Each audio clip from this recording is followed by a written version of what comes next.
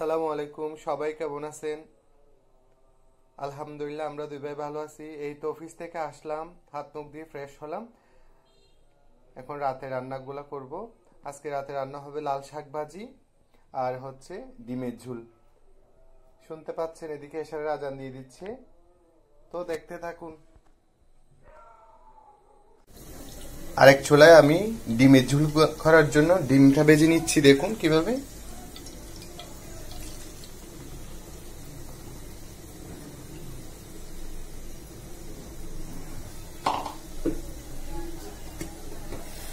এদিকে আমার শাকও হয়ে যাচ্ছে।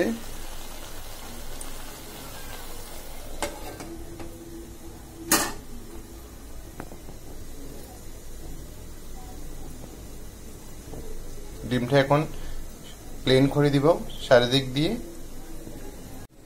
ডিম ভাজার পর নামিয়ে নিলাম, 6 পিস করলাম দুই ভাইয়ের জন্য।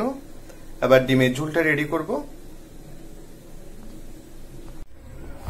এদিকে ডিমের ঝুল করার জন্য কড়াই ফেলে আমি একটা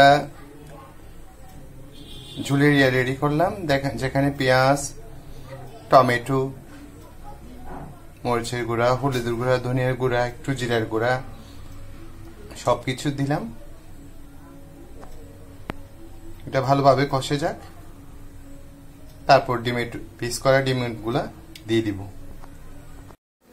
ডিমের ঝুলটা ভালোভাবে কষে গেল, এবার আমি ডিমের পিসগুলো দিয়ে দিব একে একে।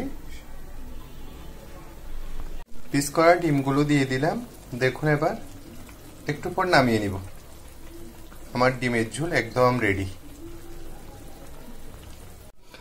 তো আমার রান্না একদম রেডি, দেখুন। আমার ডিমের ঝুলের কালারটা দেখুন, মাশাআল্লাহ,